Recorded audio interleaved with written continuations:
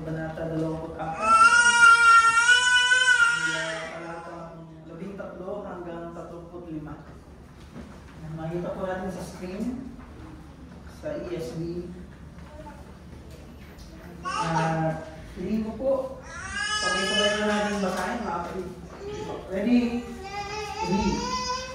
That very day, two of them were going to a village named Emmaus, about 7 miles from Jerusalem, and they were talking with each other about all these things that had happened. While they were talking and discussing together, Jesus himself drew near and went with them, but their eyes were kept from recognizing him. And he said to them, "What is this conversation that you are holding with each other as you walk?" And they stood still, looking sad.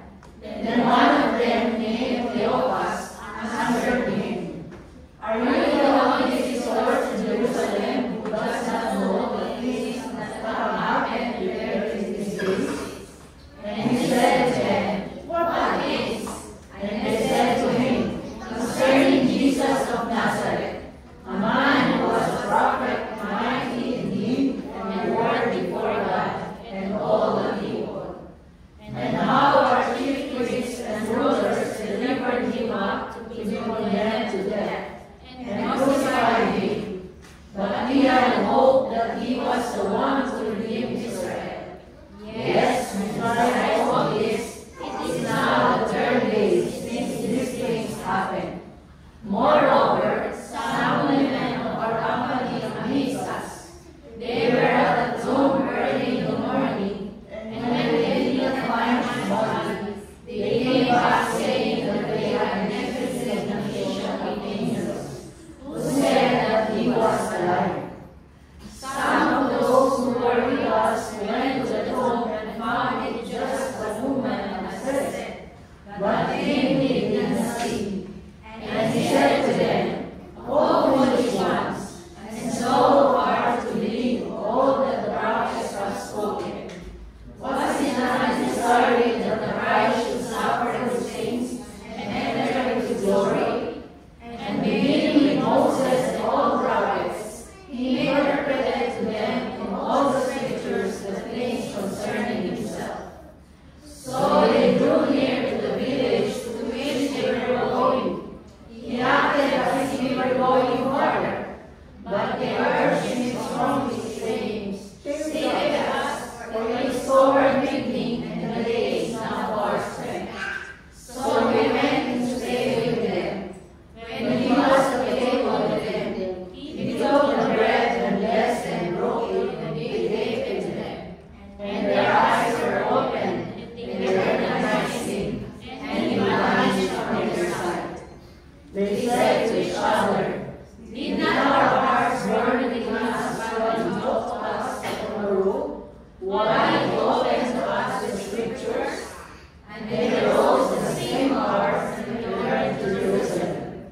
And they found the 11 and those who were with them gathered together, saying, "The Lord has risen indeed, and has appeared to Simon." Then he told what happened on the road, and how he was known to them in the reading of the word.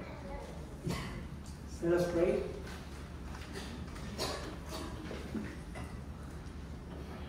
Our dear Heavenly Father, Panginoon, we continue to come before you. Ayon lamang po sa iyong grasya at sa inyong habag. Sa diwa ng katotohanan na sinuman po sa amin ay walang magagawa sa pamamagitan namin ng sarili po namin kakayahan at sarili po namin karunungan. Ama, kapagan mo naman po kami lahat. As we study your words, tulungan mo po naman kami sa iyong biyaya ay maunawaan namin ng mga hiwagang ito na nais mo pong aming maunawaan. At ito'y tumanin sa aming puso at mamunga sa aming buhay para sa ikararangal lamang po ng iyong pangalan. Wala kaming magagawa apart from you, Heavenly Father. May your grace and mercy be upon us this afternoon. This we entrust to you with the help of your Holy Spirit, Jesus Christ, my name. Amen. Amen. Nakaupo na po tayo lahat.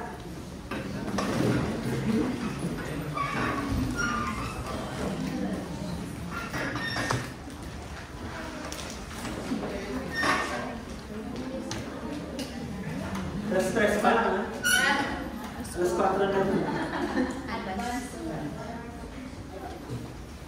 30 minutes.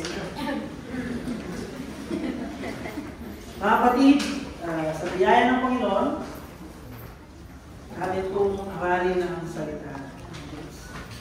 Ano po, muli, puli ng Panginoon sa buhay ng bawat isa. It is our, lahat po kami mga pastor, it is our utmost privilege to be used by the Lord para ipahayag sa inyo ang mensahe na nagmumula sa atin.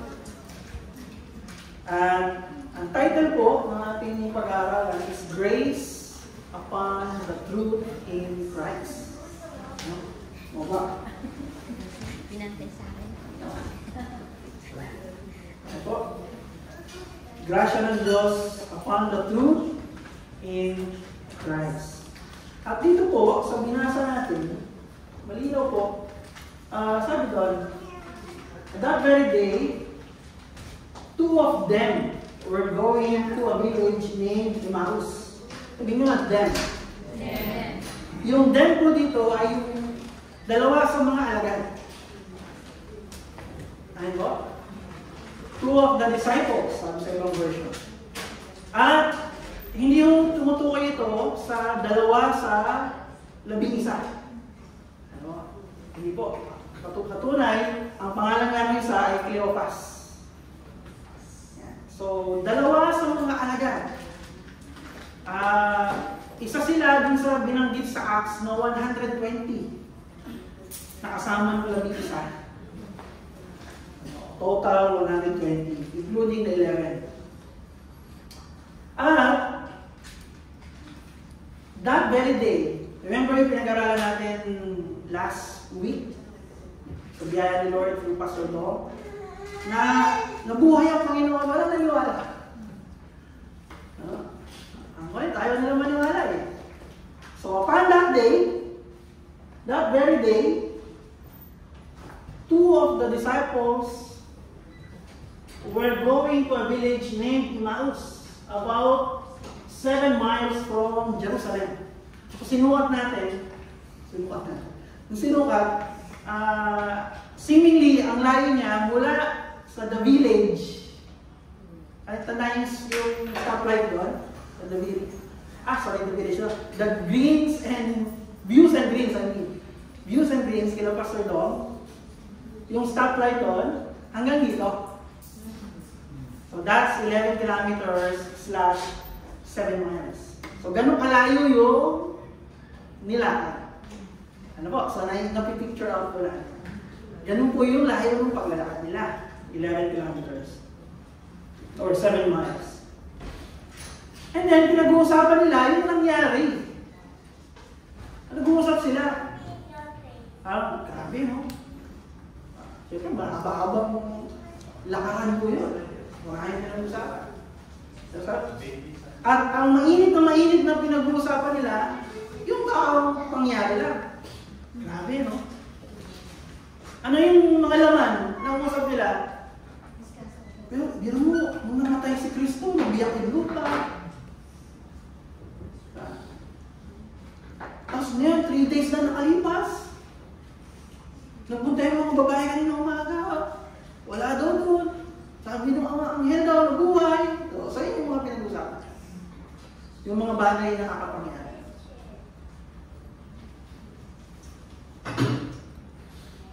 And then, naglakad si Jesus kasama nila. Without them recognizing who He was. In His glorified body, naglakad ang Panginoon with them. Ano ba pinag-uusapan nila? Sabi nung dalawa, kayo lang po yata ang visitor or turista or dayuhan na nandito sa Jerusalem na hindi nakakaalam ng mga nangyari. Ay, batabi niyo pa. Kaya lang yata hindi nakakaalam ng nangyari. Kasi alam ng lahat eh. Tumatak sa lahat, even all the foreigners on that land. Alam nila yung nangyari. Kumbaga sa colloquial term, butok na butok yung balita. Eh, tapos di mo alam. Makikita natin sa verse 19 to 24. 19 to 24. Sabi po dito. Basahin ko po sa NKJV. And he said to them, what things? Sabi ng Panginoong Jesus. So they said to him, the things concerning Jesus of Nazareth, who was a prophet, mighty in deed and word before God and all people. Sabi pa doon, and now, the chief priests and our rulers delivered him to be condemned to death and crucified him. But we were hoping that it was he who was going to redeem Israel. Indeed, besides all this, today is the third day since things happened. Yes, and certain woman of our company who arrived at the tomb early astonished us when they did not find his body. They came saying that they also had seen a vision of angels who said he was alive. And certain of those who were with us went to the tomb and found it just as the woman had said. But him they did not see. Ayun po. Sinalaysay yung dalawa. Siya pa naman inaasahan namin. Siya pinapatay ng aming mga punong saserdote at ng mga pinuno ng aming bayan. Tapos 3 araw na nakalipas. Ay pagpunta ng mga kababaihan na kasama namin, ay wala doon ang kanyang bangkay. May nakita daw silang mga anghel na nagsabi siya'y buhay. Kaya nagpunta naman yung aming mga kasamaan upang tignan ang patotoo ng mga kababaihan. At wala na sila natagpuan.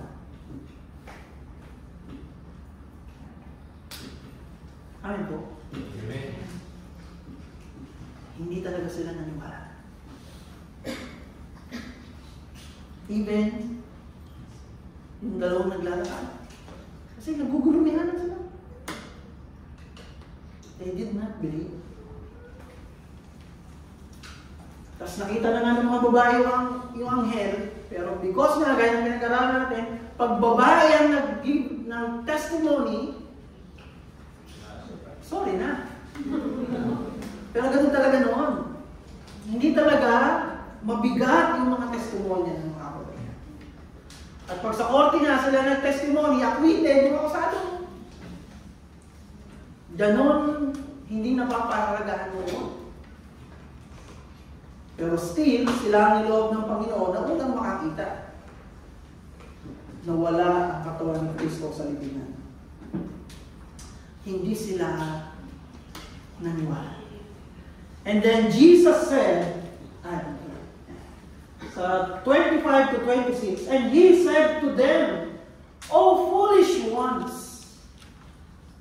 and slow of heart to believe all that the prophets have spoken.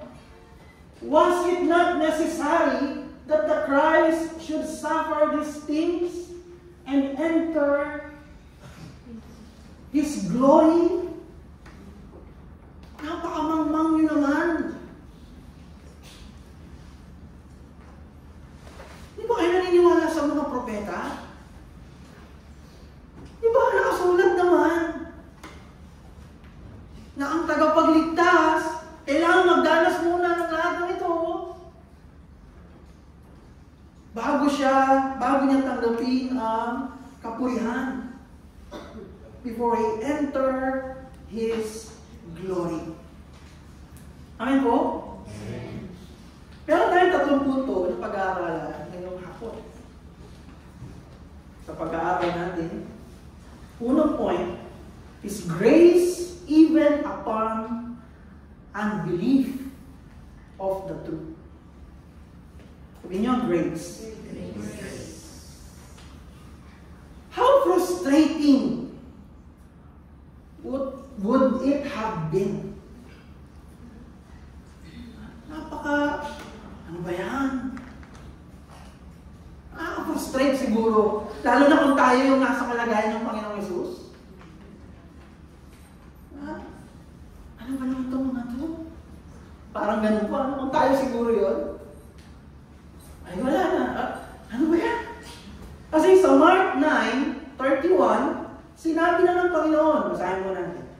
Sa Mark chapter 9, verse 31. Tingnan niyo ba sabi? Sabi dito, dahil tinuruan niya noon ang kanyang mga alagad na ang anak ng tao ay pagkakanulo sa mga tao at papatayin, ngunit siya ay mabubuhay muli pagkatapos ng 3 araw. Tinuro na ng Panginoon sa kanyang mga alagad. Tapos, tinuro rin niya sa Mark chapter 10, verse 33 and 34. Mark chapter 10, 33 to 34. Tingnan niyo po ang sabi. Sabi niya, papunta tayo ngayon sa Jerusalem kung saan ang anak ng tao ay pagkakanulo sa mga punong pari at sa mga tagapagturo ng kautusan. Siya hatulan nila ng kamatayan at ibibigay sa mga hentil. Siya ay kanilang hahamaking, tuturaan, hahagupitin at papatayin. Ngunit pagkaraan ng 3 araw, siya'y muling mabubuhay. Amen po? At maraming pang beses, tinuro na ng Panginoon, sinabi na ng Panginoon ito sa kanila, sa kanyang mga alagad, na ito ang mangyayari sa akin. At pagkatapos ng 3 araw, mabubuhay ako muli. And even pagkatapos ng paulit-ulit na pagtuturo ni Lord, nung ito na, at kaya wala naman yung libingan. Ano kaya nangyari kay Kristo? Kasi ito nga siguro nangyari, yung mga namin, ba't gano'n eh? Kung tayo siguro yun nandun, ano naman napakamot na tayo ng buhay? Hindi ba naman ito mga ito? Ano po? Alam mo yun sa, hindi ko alam kung nakakita niyo yung gano'n sa amin, nakakita ko. Ang tawag doon, ulit pa eh. Ulit na lang eh. So how frustrating would it have been? Pero niyo po, yung mga babae hindi naniwala. Kaya yung aga-aga nila doon. Aga-aga nila kasi hindi sila naniwala. Kaya may dalang pabango eh. They themselves did not believe that Jesus will rise on the 3rd day. Kaya may dala silang pabango, gusto nilang magulong out of their love and respect to Christ. Pero ang purpose, para yung bangkay niya hindi mangamoy. Yung rituals of putting the fragrances para hindi mangamoy. Sabi, hindi sila naniwala, wala na doon. Kung hindi pa nila nakita yung anghel. Tapos, sinabi nila kay Pedro, di rin agad naniwala. Kahit to see is to believe, takbo pa si Pedro. Sama pa si Juan. Sabi nga, Pastor Tom, si Juan, hanggang pinto lang. Oops, umano. Tela lang yung nagtala. Si Pedro, dire-diretso na sa loob. They did not believe. Ang mga alagad, hindi naniwala. Ito nga. Hindi kasama sila sa mga hindi naniwala. And to the end pa, even si Tomas. Kita niyo ba? Na nakita na ng mga alagad, afterwards, nakita na ng mga alagad, sinabi na, absent lang si Tomas. Yung una ba, ayaw nilang maniwala, no? Biglang nagpakita nga ang Panginoon. Hindi pa sila naniwala. Humingi pa si Lord ng pagkain para lang patunayan na hindi siya multo. Bago siya nabuhay ng muli. Tapos pati si Thomas pa. The point is, how frustrating it is kung tayo siguro yung nasa shoes ng Panginoon at that time. Okay, kung tayo siguro yun, visit na siguro tayo. Amen? Buti na lang hindi tayo yun. Because Christ was gracious to them. Even upon their unbelief. Baka kung tayo siguro, nagtantrum sa tayo, pahala na nga kayo dyan. Ulit na ako, ayaw nyo pa rin. Kung tayo siguro yun.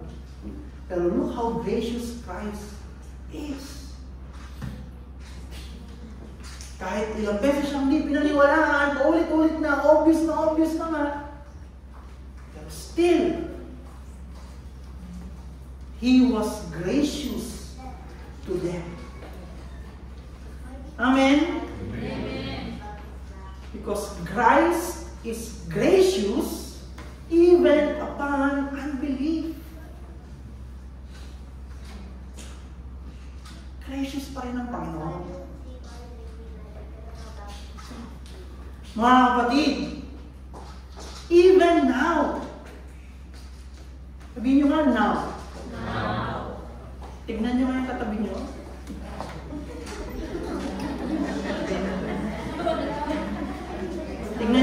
Tignan natin yung sarili natin.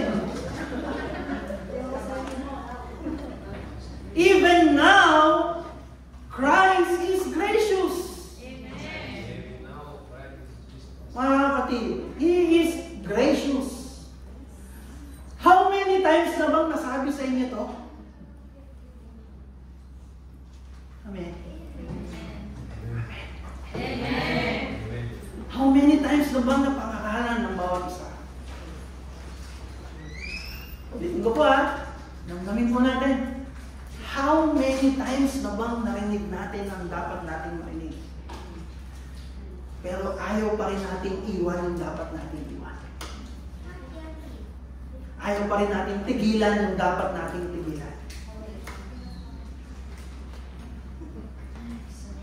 Tinutuloy pa rin natin yung hindi natin dapat ituloy. This is not the first time. And some, this is not even the second time. We have heard His message so many times. Pero still, ano po? Hindi pwedeng puro kanta lang. Kanta yung kanta, hindi pwedeng gusto mo lang. You need to read, to drop the ball. Hindi pwedeng gusto mo lang bitawan. If you find it very hard,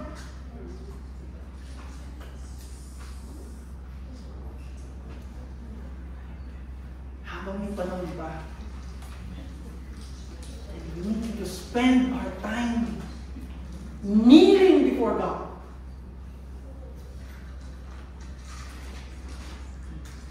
For His mercy and grace. Napitawan natin yung dapat natin bitawan. Na matigilan natin yung dapat natin tigilan. At nang hindi na natin ituloy yung hindi natin dapat ituloy. Amen po.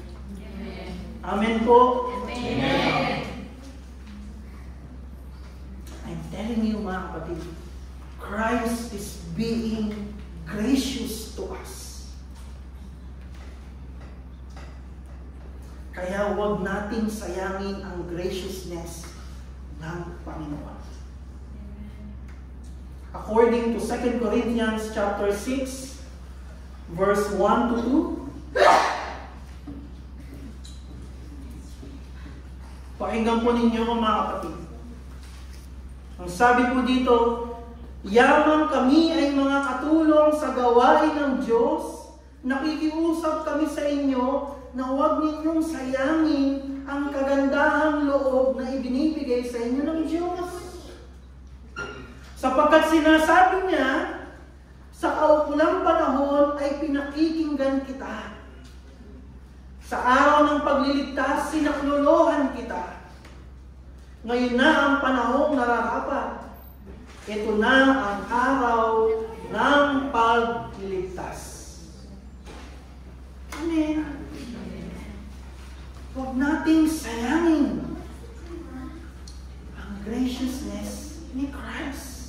Because He really is being gracious to all of us. Mga kapatid, just as He is to His disciples. After so many times of teaching them, pero hindi pa rin sila naniwala, pero tuloy pa rin ang grasya niya. Kapatid. Kaya sana po, sa biyaya ng Diyos, ay hindi rin natin masayang ang grasya na ibinibigay ng Panginoon. Amen. Amen.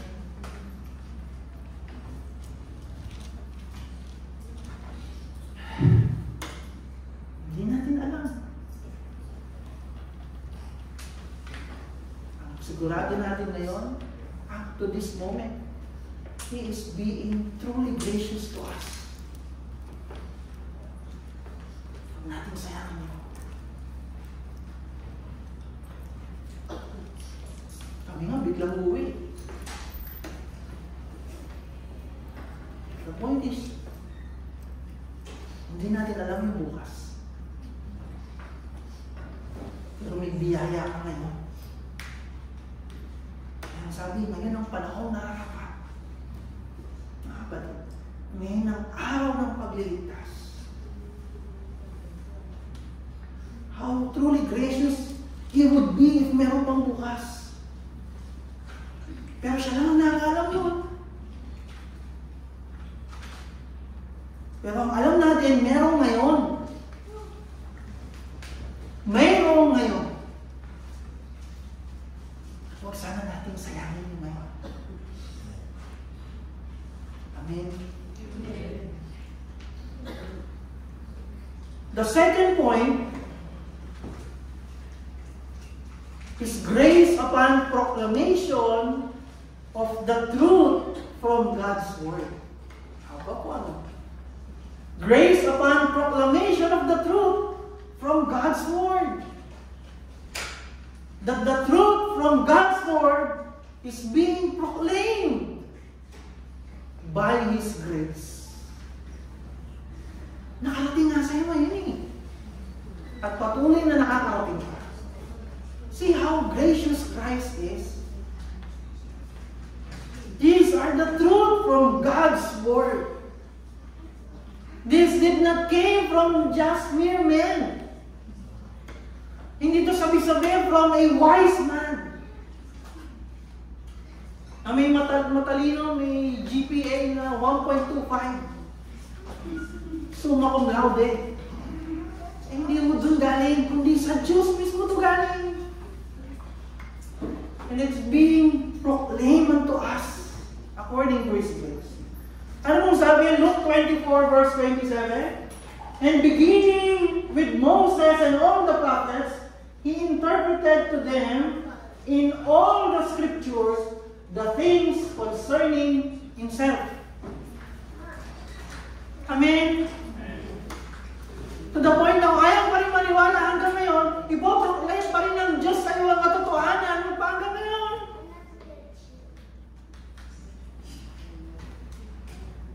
At manggagaling pa rin yan sa iyo isang source sa salita ng Diyos.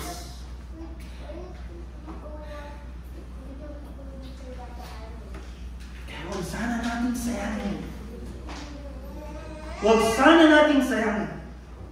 Ang sabi sa 2 Timothy chapter 3, verse 16 to 17, 2 Timothy chapter 3, verse 16 and 17. Ito po ang nasusulat. Basahin ko po para sa inyo. Ang lahat ng kasulatan ay kinasihan ng Diyos at nagagamit sa pagtuturo ng katotohanan. Sabihin nyo nga, katotohanan.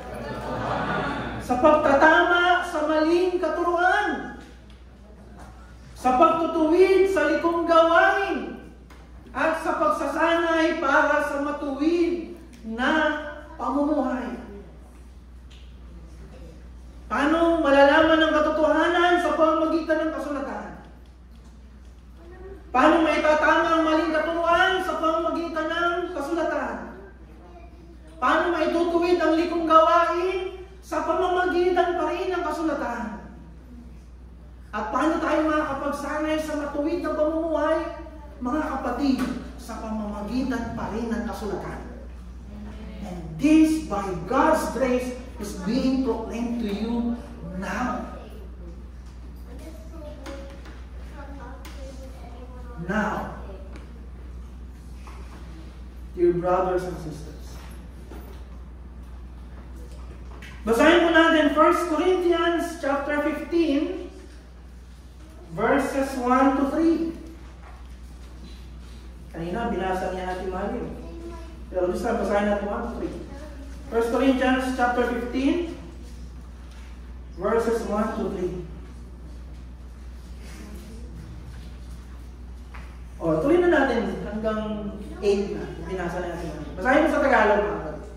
Ito po ang sinasabi. Mga kapatid, ngayon ay ipinapaalala ko sa inyo ang magandang balitang ipinangaral ko sa inyo. Iyan ang magandang balitang inyong tinanggap at naging saligan ng inyong pananampalataya. Naligtas kayo sa pamamagitan nito kung matatag ninyong pinangahawakan ang salitang ipinangaral ko sa inyo. Dahil kung hindi, walang kabuluhan ang inyong pananampalataya. Sabihin niyo nga, walang kabuluhan. Walang kabuluhan. Kung hindi nyo ito pinangahawakan, walang kabuluhan ang iyong pananampalataya. Sabi ni Papa. So meron palang pananampalataya walang kabuluhan? Ano yung pananampalataya walang kabuluhan?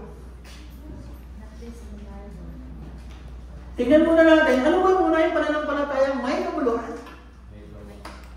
So verse 3, sapagkat ibinigay ko sa inyo itong pinakamahalagang katuruan na tinanggap ko rin. Si Kristo ay namatay dahil sa ating mga kasalanan bilang katuparan sa sinasabi sa kasulatan. Inilibing siya at muling nabuhay sa ikatlong araw ayon din sa kasulatan. At siya ay nagpakita kay Pedro at saka sa 12. Pagkatapos nagpakita siya sa mahigit 500 kapatid na nagkakatipon. Marami sa kanila ay buhay pa hanggang ngayon, subalit patay na ang ilan. At nakita rin siya ni Santiago at ng mga apostol, at sa huli-huli ay nagpakita rin siya sa akin, sabi ni Pablo. Kahit na ako ay tulad ng isang batang ipinanganak sa di kapanahonan. Amen? Narinig niyo po?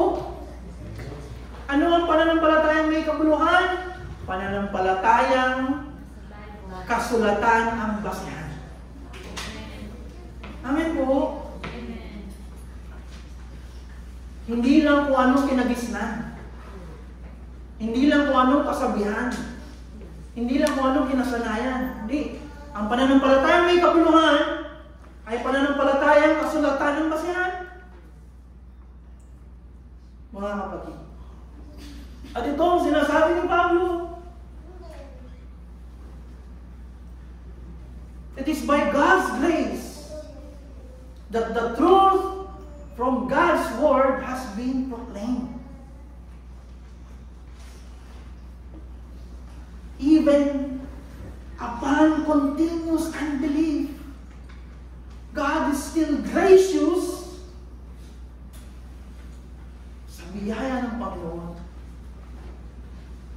ay pinapaalam pa rin sa atin ngayon ang katotohanan mula sa kasulatan. Tulad nila, ay paulit-ulit na hindi sila naniwala. Pero by His grace, we still proclaim the truth from the Scriptures. Amen. Amen. Tanungin mo yung katabi mo. Amen ba?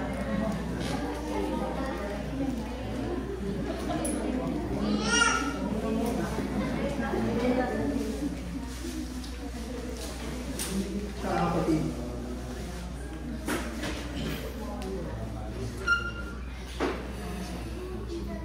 Romans chapter 10, verse 17. Romans 10:17. Ano pong sabi?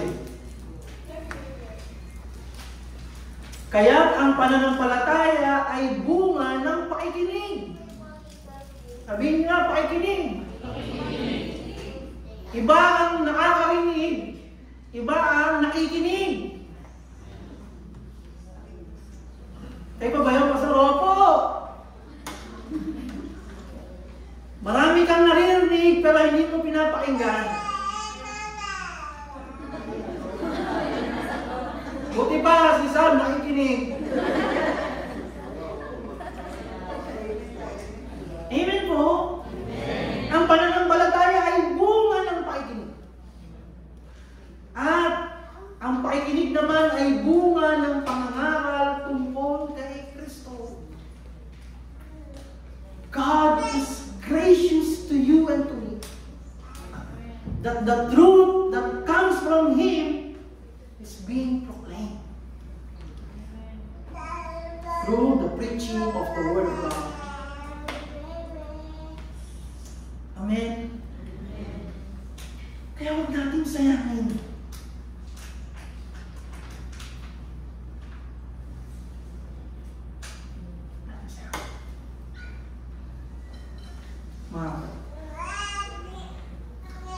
Acts chapter 8, verse 34 to 35. Acts chapter 8, verses 34 to 35. Nung si Philip, pinangaralan niya yung eunuko, yung pinuno, yung government official. Anong sabi ni Philip? Verse 34. Anong sabi ng eunuch? Nagtanong kay Felipe ang pinuno. Sabihin mo nga sa akin, sino ba ang tinutukoy dito ng propeta? Sarili ba niya o iba? Simula sa kasulatang ito, ay isinalaysay sa kanya ni Felipe ang magandang balita tungkol kay Jesus. Amen? All that is being proclaimed about Jesus comes from the Holy Scriptures. And it is all by God's grace. Even upon unbelief, God is still being gracious to each and every one of us. Kahit ilang beses na natin hindi pinansin.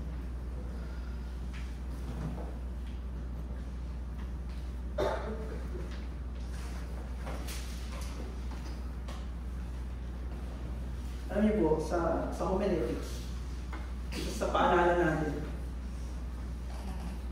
sa yung pagtuturo ng pagtuturo, walang problema yung ad-lib. Pero kung ang na-retain lang sa isip ng mga tao ay ad-lib lang, ay may problema ka. Amen po. Kaya ako nagjo-joke lang ako, sa taxi lang ako nagjo-joke. Papunta dito. At sikat lang hindi ko napatawa sa joke. Sabi ni Kat, Pastor, ikaw lang natatawa sa joke.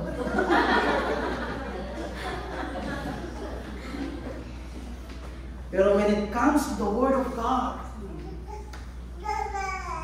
are we going to take it seriously? Or are hayaan mo lang pumasok na naman sa kanan mo at lalabas na naman mamaya sa ulo. Mamaya ba, sa ilong pa lumabas ka. Anong gagawin mo sa salita ng Diyos na natatanggap mo? This is the truth from God's Word. And it is now being proclaimed unto you. What are you going to do? What are you going to do? Mga kapatid. And the third point,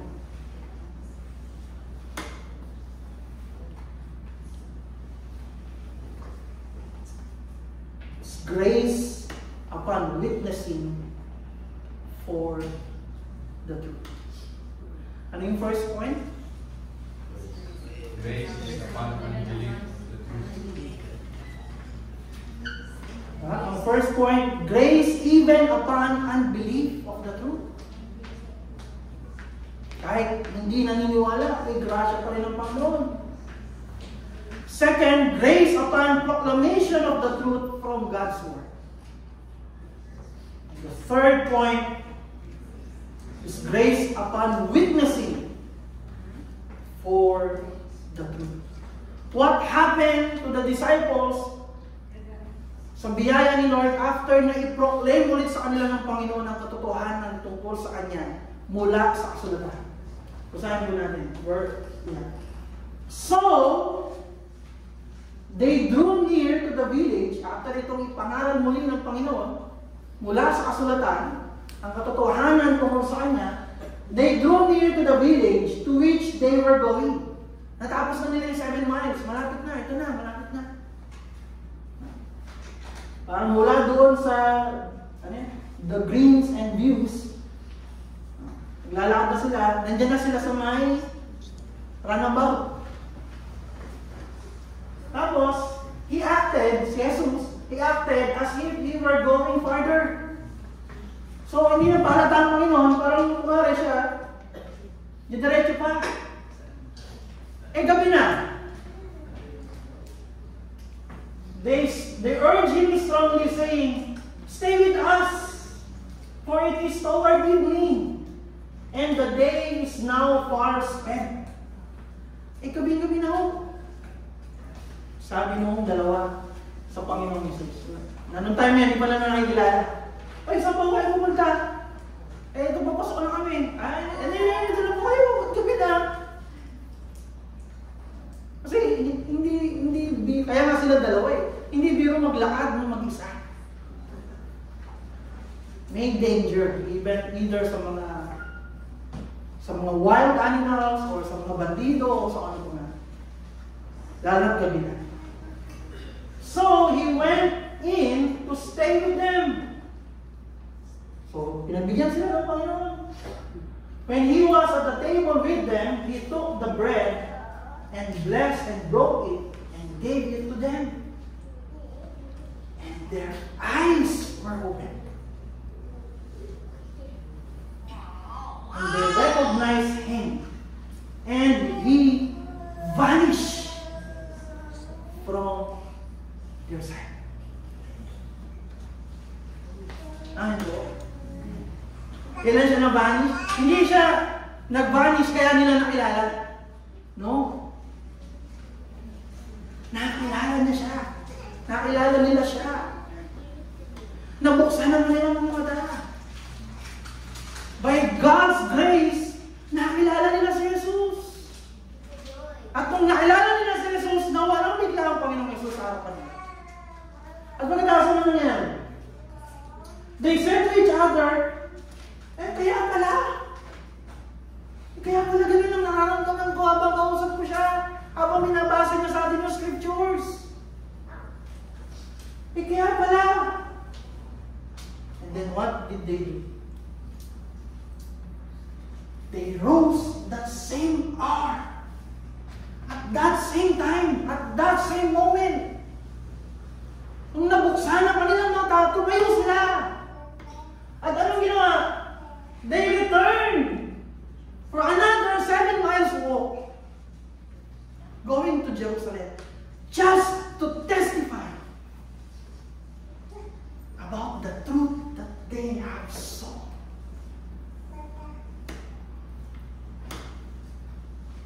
Amen. Amen.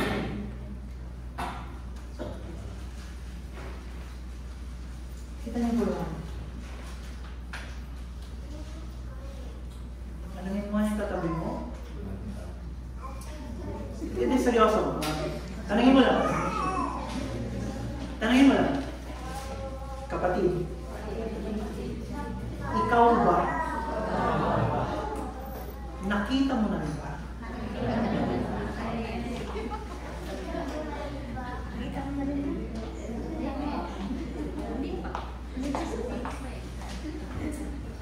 Nakita mo na rin ba ang katotohanan?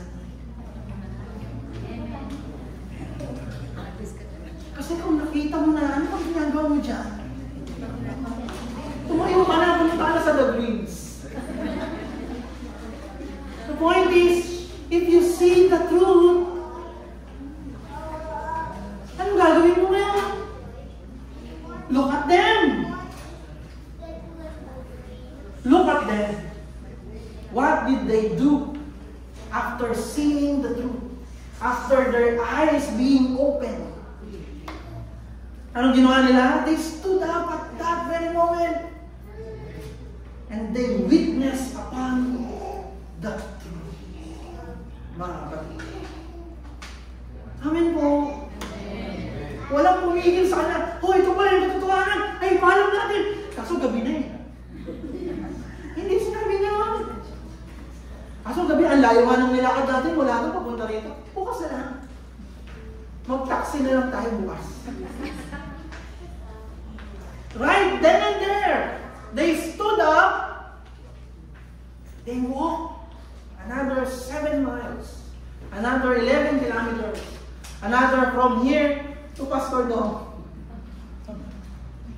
Nagatuloy sila.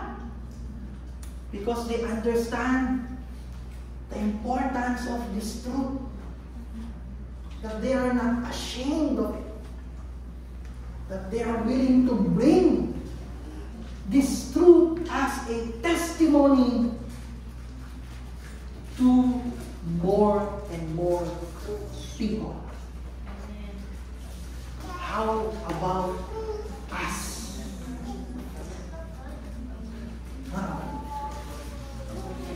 My dear brothers and sisters, we are all called to be witnesses. Amen po? Tinawag tayong lahat upang maging witnesses. Sabihin niyo nga, witnesses. Witnesses. Amen po? Amen. We might not all be evangelists, but all of us must be witnesses. Sabi sa Ephesians 4:11, basahin ko po. Efeso 4:11. Tingnan niyo po ang sabi.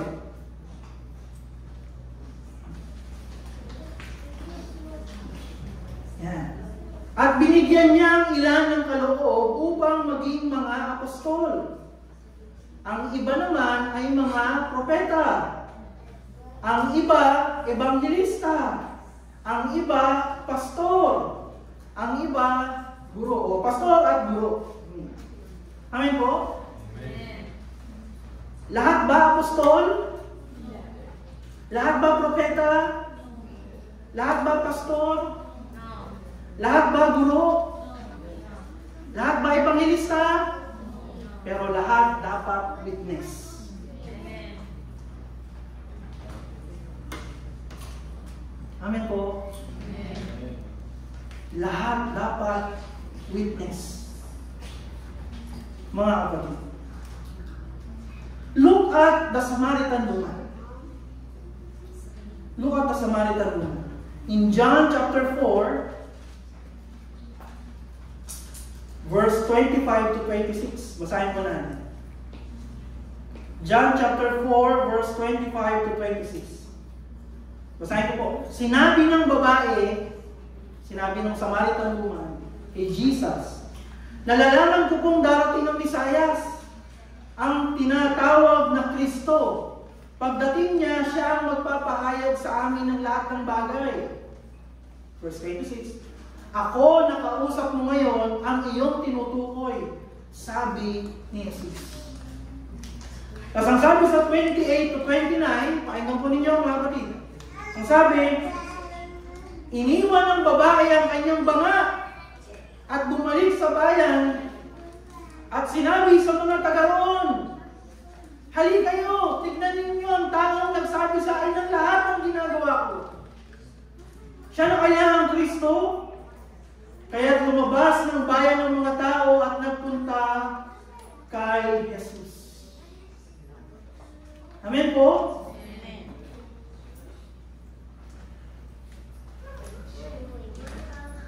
Tanungin ko po kayo,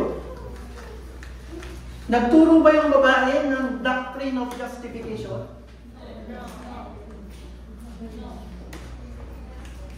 Ipinahayag pa niya yung doctrine of substitution. Anong ginawa ng babae? Pinatutuon niya ang kanyang encounter with Christ. And upon her testimony, it was used by God so that through her testimony, the people were drawn to the greatest evangelist ever. And that is Jesus Christ. Kaya anong sabi sa John chapter 4, verse 39 to 42? John 4:39 to 42. Pakinggan po ninyo ko. Ito po ang sabi. Maraming Samaritano sa bayang iyon ang nanalig kay Jesus dahil sa patutuan ng babae. Sinabi niya sa akin ang lahat ng aking ginawa. Kaya't pumunta sila kay Jesus at nakiusap na tumigil muna siya roon sa loob ng 2 araw. At marami pang sumampalataya nang mapakinggan siya. Pagkatapos, sinabi nila sa babae, naniniwala kami ngayon, hindi na dahil sa sinabi mo, kundi dahil narinig namin siya. Alam na namin siya nga ang tagapagligtas ng sangkatauhan. Amen. Through the powerful testimony of that woman, that Samaritan woman, it brought people near to Christ, who is the greatest evangelist of all. Amen po? Amen. In the same way, the Lord gave evangelists to the church. Amen po? Amen. There are gifted men and even women who could clearly proclaim the gospel, who could understand the situation of the person na kinakausap nila. Parang si Pablo, tanda niyo si Pablo nung nasa Athens siya? Hindi sa amin ha, sa Athens. Nung siya yung nasa Athens, maraming ribulto ng mga Diyos-Diyosan. Pero parang inisip niya, okay, kailangan ko ipangaral ng mabuting balita. Kayo, meron kayo ditong isa. Sa Diyos na hindi nyo kilala. Ipapakilala ko sa inyo. Amen po?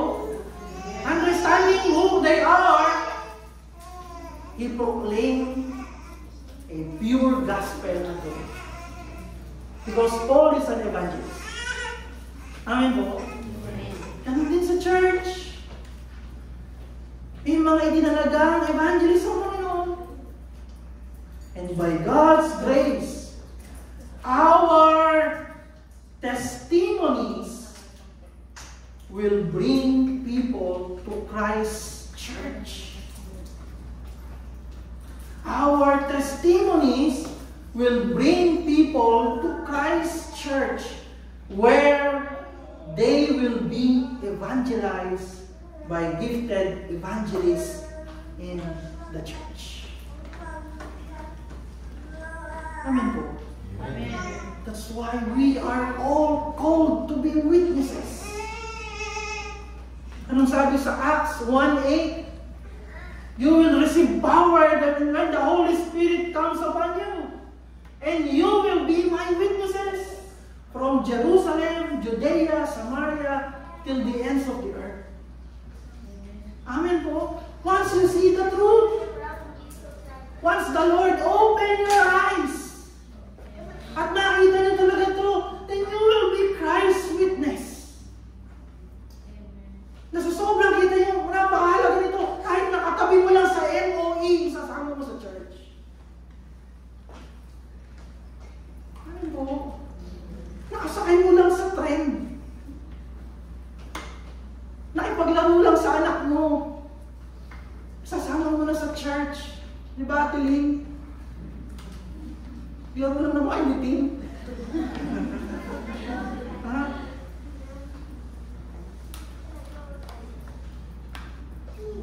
Sa biyaya ko ng Panginoon. Through the power of the gospel in our lives, habang nakikita ang katotohanan ng mabuting balita sa ating buhay, it is a powerful testimony to draw people to Christ, to draw people to the body of Christ, where evangelists are. Amen? So that they would know the truth about Christ through our witnessing.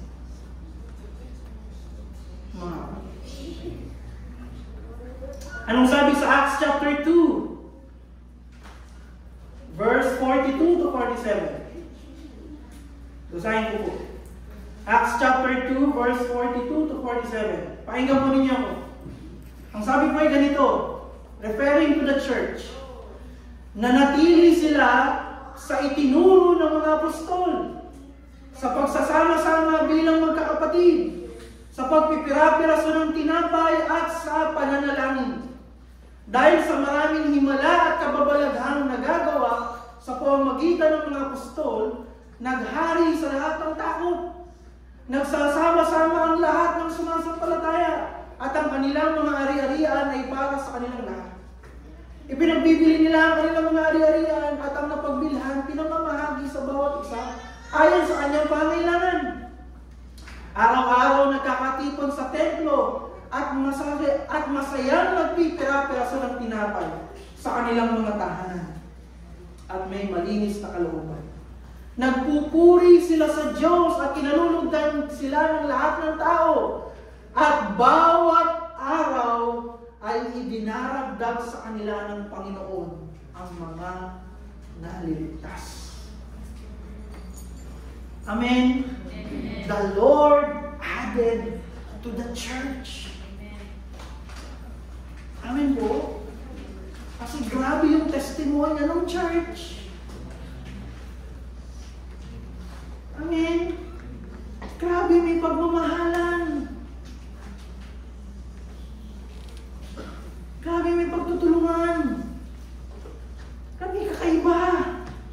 Iba na tato. Tagal ko nang tumatambay sa MOE, hindi ko naranasan to. Kumakain din naman kami doon. Chikahan din naman doon. Amen po.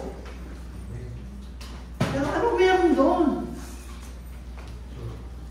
By God's grace, through our testimonies, they would know who Christ is. Mga kapatid. Sa biyaya ko. Philippians chapter 2, verse 14 to 16. Philippians chapter 2, verse 14 to 16. Ang sinulatan yung Philippians church. So, referring to the church.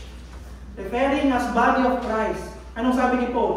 Gawin niyo lahat ng bagay ng walang pagtutol at pagtatalo upang kayo'y maging mga ulirang anak ng Diyos, matuwid at walang kapintasan sa gitna ng mga taong mapanlinlang at masasama. Sa gayon, magsisilbi kayo ilaw sa kanila, tulad ng bituing nagniningning habang ibinabalita ninyo sa kanila ang mensahe na nagbibigay buhay. Sa gayon, sa araw ng pagdating ni Kristo ay may pagmamalaki kong hindi nawalan ng kabuluhan ang aking mapagpapagal sa inyo. Sabi ni Pablo. Amen po. Amin po natin, no? As a church, gawin natin yung ipinapagawa sa ating Panginoon. Kahit sa gitna ng mga mapanlinlang, mga liko, mga masasama, upang magsilbi tayong ilaw sa kanila. Parang talang nagniningning sa kalangitan. Sabihin niyo nga tala. Alam niyo ba ibig sabihin noon kung pati kinumpare sa tala? Noon kasi wala pang kompas. Hindi pa popular ang kompas. So anong ginagamit ng mga manlalakbay sa karagatan? Pag tumingin sila dito, dagat. Saan tayo pupunta? Para hindi sila maligaw, tinitignan nila ang mga talang nagniningning sa kalangitan. Through those stars, matata nila ang landas na dapat nilang tahan. At sa biyaya ng Panginoon, as we continue to testify who Christ is in our lives, ay magsisilbi rin tayong talang nagniningning sa kalangitan, na pag nakita ka ng mga taong naliligaw, ay magamit ka ng Panginoon upang mataak nila ang landas na nais ng Panginoon kanilang tahan. Be a testimony. Be a witness of Christ. Mga kapatid. Amen. People will be brought to the church through witnessing, and they will be evangelized. Either mga Bible studies, kung saan pinag-aaralan ng gospel over dinner, over lunch, trabaho. Be a living testimony. Those who knew you before. Lalo ko yun. Ito ganito dati. Email. Be a living testimony of the truth of Christ. And through you, they will be evangelized in the church. Just as the Samaritans were evangelized by Christ. All glory to God sa buhay ni Ate Abby, sa buhay ni Ate Remy, sa buhay ni Ate Lorna, buhay ni Ate Janet. Mamili na kayo kung sino Janet. Pero sa buhay ng mga kapatid na nabubuhay, may takot at panginginig at tapang at pagpapakumbaba. Ito ang maging saksi para kay Kristo. Mga kapatid, gaya ng mga alagad nito, ang binuksan ng Panginoon ang kanilang mga mata, hindi sila nagkatubili. Tumayo sila. Hinatid nila ang balita, ang katotohanan na kanilang nakita. At pinatotohanan nila. Hindi nila itinago. Hindi nila ipinagpabukas pa. Nina. Pagkatapos,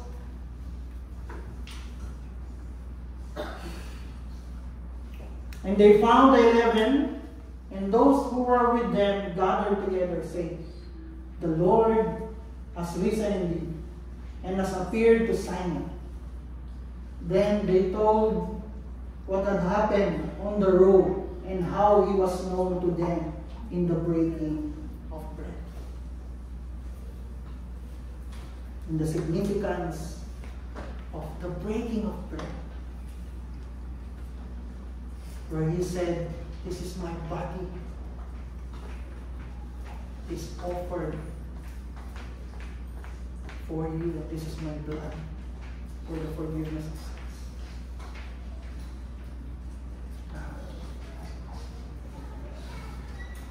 They recognize Him because of the truth of the gospel.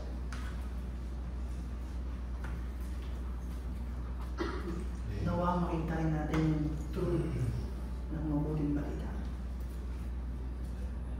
God is gracious. At huwag natin sayangin. He is gracious to you, to me, to everyone. Titingin ko po, to you, to me, to everyone. Maging sino ka man, ano man ang iyong nakaraan, at hindi mo nga may pagmamalaki yung nakaraan. Ni wala kang padrino.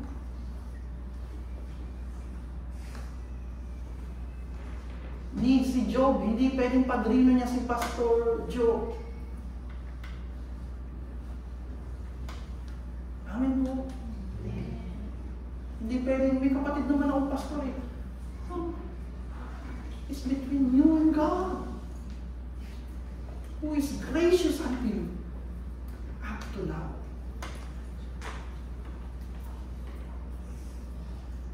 And we pray, with God's grace, ang mga katotohanan nito, tulad ng nangyari sa dalawang alagad, ay pumasok sa ating pandinig kung tayo may pandinig at tumimo sa ating mga puso.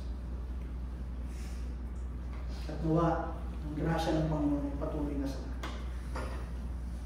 Amen? Amen. Mga kapatid, ito po ang makapangyarihang salita ng Panginoon. Okay lang po tayo?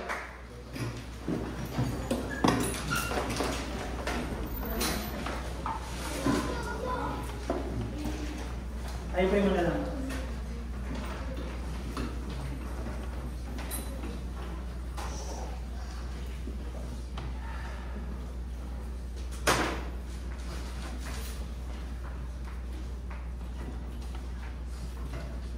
Ama, salamat po sa pagkakataon, sa kalayaan, sa pribilehiyo na tinipon mo kami, nagkasama-sama kami. Lord, you are so gracious. You are so gracious.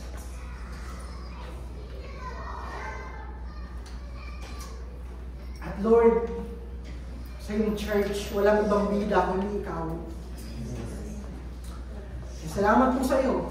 Ang lahat ng kapurihan, karangalan, kaluwalhatian, kadakilaan ay sa iyo lang. Patuloy mo naman kahabagan ng bawat isa sa amin sa iyong iglesia. Patuloy mo kaming gisingin.